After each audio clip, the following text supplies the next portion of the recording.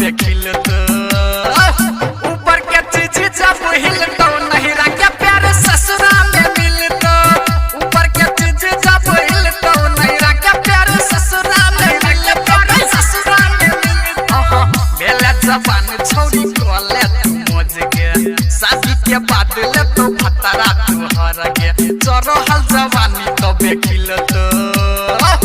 ऊपर के चीज जब हिलत नहीं रखे प्यार ससुरा में मिलत ऊपर के चीज जब हिलत नहीं रखे प्यार ससुरा में मिलत नहीं रखे प्यार नहीं रखे प्यार ससुरा में मिलत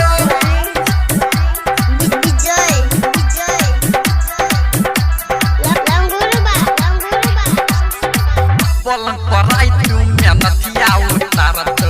फूल जवानी के गरम करत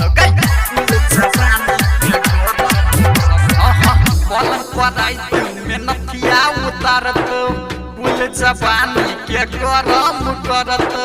करे छै अखन तू पर लट लट के बेस्ते तो तोहर जवानी के नट के सब खेला हाथ निकलत ऊपर के चीज जब हिलत नहीं रखे प्यार ससुरा में मिलत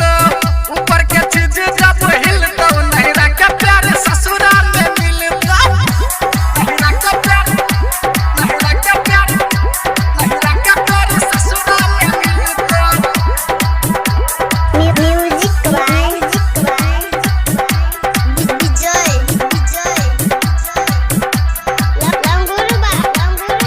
बाकी छोटी में चेंज भजो के छोड़ी ए लगन में पहना दे तो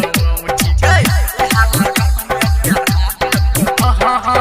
बाकी छोटी में चेंज भजो के छोड़ी ए लगन में पहना दे तो ठीक राइटर अंजय दीवाना कहै छौ दिन रात तोरा सब बात करै छौ गायक कृष्णा नहीं छोड़त ऊपर के चीज जब हिलत नहीं रखे प्यार ससुरा में